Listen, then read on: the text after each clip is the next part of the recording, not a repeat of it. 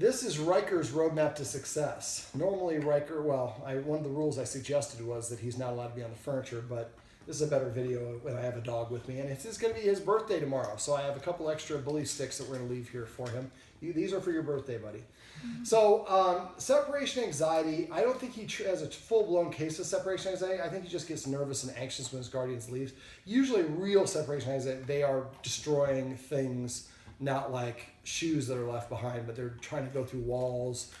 He is losing control of his bowels, so it tells me he's on the road to that. Now, a lot of times this is because the dog is with us 24/7, and then when we do leave, it is such a huge disparity. So one of the things you can do is actually help the dog practice being alone in your home while you're here. We can do this by putting the dog in a sit-stay while we go get a drink of water, or while we go use the bathroom, or just spend some time reading on our bed in the room. The more time that he spends by himself at home when he knows that we're here, we're essentially helping him practice being alone. All right, you're done? Okay, so some of the rules we suggested: no furniture for at least 30 days, but as long as this problem is still going on. At that point, and it might be a couple months, but at that point, and if the guardian wants to hang out with the dog, she can lay on the floor with him anytime she wants. Now, for her, she likes sleeping with the dog, so that will be independent of this, but he should not be allowed on the bed unless he is invited on the bed first. And so I would get in the process of doing that, and again, assign a command word that means to get up on the bed. You're going to come back up now? It was so hard to get you up before. There we go. Other rules we can incorporate: asking him to sit before we go out of a door. We did a little exercise to the door to the garage, and again, it seems very elementary, but just reaching for it without even opening the door, just the hand motion. Keep on doing that until I like to do what I call 5 for 5. I want the dog to be able to do it 5 times in a row before I move on to the next step. Other rules would be not to be within 7 feet of any humans or eating. He already does pretty good about not going up and down the stairs in front of his guardians. He cannot jump up on or climb up on top of a guardian like this. Now, he's kind of trying to get these, but if a dog kind of climbs on top of you, it's a good indication they do not respect you as an authority figure. And consistently disagreeing is a very valuable or important way of communicating that. Now, 2 things for dogs. Anything your dog is doing when you pet it is what you're reinforcing. And anything your dog is doing that you do not disagree with, they think you're giving it a big thumbs up. So if your dog is doing something it's not supposed to be doing, make sure you intercede or let it vocalize it and let your dog know. To disagree, we're going to use the escalating consequences. First thing we're going to do is we're going to hiss once per incident. Second thing we're going to do is we're going to stand up abruptly and turn to face the dog. Remember, your authority goes whatever direction your hips are pointed at, so your belly button should be pointed directly at the dog's collar. As soon as the dog is stationary, you're going to take 2 steps backwards, left, right only. Pause a second, then you can go back to doing what you're doing. The third consequence, it's like I'm hypnotizing him here with these. The third consequence is to march directly at the dog until he turns sideways or greater from you. So if you approach the dog, don't go slow, or don't slow down as you approach the dog. Don't stop before you get to the dog. He needs to think, if I'm still here when the human gets here, she's going to run me over. So have some steam in your step. And then that's another, before we continue the escalating consequence, that's another general rule of thumb, is the guardian should not walk around the dog. Burning energy is a big part of how dogs communicate with each other. And so if the human is willing to walk around the dog, they're burning extra energy to move those extra steps. That tells the dog that they're deferring around me. That means I have more status as an authority figure. And that is absolutely related to dogs that have insecurities that lead to separation anxiety. So incorporating more rules and boundaries and helping the dog practice delayed gratification can really go a long way towards doing this. If the dog likes to sit and likes to play fetch, in between each fetch, tell the dog to sit, wait for it to relax, then throw it. If you're going to give it a bully stick, make it sit, and put it down on the ground and make the dog wait before you give it permission to have the bully stick. The 2 videos that we shot, the guardian needs to make sure she practices both of those so the dog is comfortable going in the kennel and practices being in the kennel in a calm capacity, as I described, as well as practicing all the individual triggers, such as picking up our keys, putting on our shoes. These are all things that, again, it might help to have somebody film the guardian as she's preparing to leave, so the guardian can watch herself later on her computer and be like, I didn't realize I was doing that. I didn't realize I was doing this. Anytime your dog can't do it, make sure you practice that one step. And sometimes you want to do it out of the sequential order.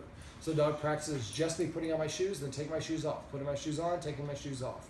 Keep on practicing all those individual triggers so he's no longer responding to them. Let me see. Petting with a purpose will go a long ways towards helping him. He is petted a lot by his guardians to such an extent that he probably doesn't have to ask for it very much. When he does get his wish though. And so that can actually tell him that he has the same or more authority than his humans, and that can relate to more perceived responsibility, that can lead to pressure, and that can lead to stress. And stress is absolutely related. Now, the guardian was a little bit upset at times when she'd come home and find that he had defecated and urinated in the house. I can assure you that dogs that have separation anxiety are not doing this on purpose. They're losing control of their bowels. Separation anxiety is essentially a panic attack. And if you had a friend who lost control of her bowels because she was so scared, the last thing you'd want to do is yell at your friend or punish her or chastise her, because it's not something the dog is doing intentionally. As you can tell, this is a very subtle dog that has difficulty showing affection. He's a great puppy, and he really is a puppy. So I think a lot of this, now that the guardians can start adding in rules and structure, is going to go a long ways towards helping him adopt more desirable behaviors. But keeping him off the furniture will kind of prevent what we just saw here, which is what he does with his guardians a lot. And again, that's a good indication of not having respect for them as authority figures. Petting with a purpose. Make sure that we're not petting him when he nudges us, scratches us, or puts his chin on us. Instead, whenever he gives us a command to give him attention, we're going to give him a counter order. Tell him to sit. When he sits, we're going to pet him under his chin and say just the word sit. Not good boy, not good dog, not his name, just the word sit. It's really hard. It's very hard to do. Most people don't realize how often they say good dog, but dogs learn through association. So if he sits and you pet him and say the word sit, you're making it easier for him to recognize the word and to sit in the future. If you say good dog, it doesn't help you in the future. He already knows you're pleased because you're petting him. So avoid using those. And that's what I call passive training. So every time he comes to us, pet him and say here. Every time he lays down, pet him and say chill, or whatever the word is. Now, whenever we take away the furniture, I always suggest that we give the dog a dog bed. So we put a dog bed in front of the television, which is the ideal place to put it if you can logistically put it there. Or not logistically, but you know what I'm saying. So toss the treats on there, say the word beach, or whatever the command word you want to use every time it touches his lips. Remember, when using treats or any sort of something that's going to activate his pleasure receptors, that he gets the treat, he tastes it first, then he hears the command word at the same time or slightly after. We want him to hear and get the pleasurable response first, then hear the command word. That's what syncs them together. Let me see, what else? Feeding. I'm not a big fan of feeding dogs once a day because they have to, a lot of dogs, they just go through half the day feeling hungry. Also, this is not related to this guardian, but if you're watching this, your dog has separation anxiety or behavioral issue, look at the food. A lot of dogs have allergies. Sometimes chicken, a lot of wheat and corn are dogs have allergies to, and that can lead to not to separation anxiety, but to behavioral issues. This guardian knows that he has a sensitive stomach, so she doesn't feed him anything with grain and rice in it, or corn. But those are cheap fillers that typically do give your dog gas. You want to avoid pushing him off, down. Off is what I should have said. But if you make him get off the couch, when he gets off, pet him and say off. Turn it into a positive. Positive dog training goes a long ways if you use it. So anytime you're correcting your dog, if you can't morph it into something positive, then just ask him to sit. Sit. And just say the command word. Remember to use your hand motion like this. As you can see, he's watching me. He's very interested in my hand but sell it. Don't hold it like this or like this. Make sure that the dog thinks that if you have a treat in your hand, that it would fall out. Now what I do is the lower you go, the more it's for the dog. There we go. So to make him sit, I go on an arc over his head. Sit.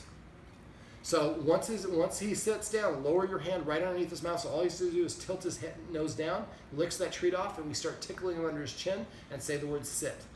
Now for passive training, we're going to do, or for petting with a purpose, we're not going to pet him if he demands it. But let's say I just want to pet the dog. Sit. Sit. I don't have a treat. I'm simulating. Sit. Now I could pet him for an hour, but he's going to have to change his state to get it unless he prepays. And the more we do petting with a purpose, eventually he will come and sit in front of you and say, look, I'm sitting. I want you to pet me. And we want to make sure we do pet him for that. Otherwise, he's going to go back to other activities. Let me see what else. I think that's primarily it. Well, I think that's the bulk of what we went over. However, if the guardian has any questions, I want her to give me a shout. I'm always available to my clients after the fact. A text message is going to be the fastest way to reach me. If you don't remember how to do any of these exercises or something we went over, like the stay, if you go to doggoneproblems.com, click on the Dog Training Tips tab. On the left side of the page, there's going to be a search box. You can type in stay, escalating consequences, petting with a purpose, passive training, door exercise, whatever it is. I'll have a bunch of videos and write-ups from other clients where you can watch and learn some of these techniques yourself for free. All right, that's going to do it for Ryker's Roadmap to Success. Remember, everything you do trains your dog, only sometimes you mean it.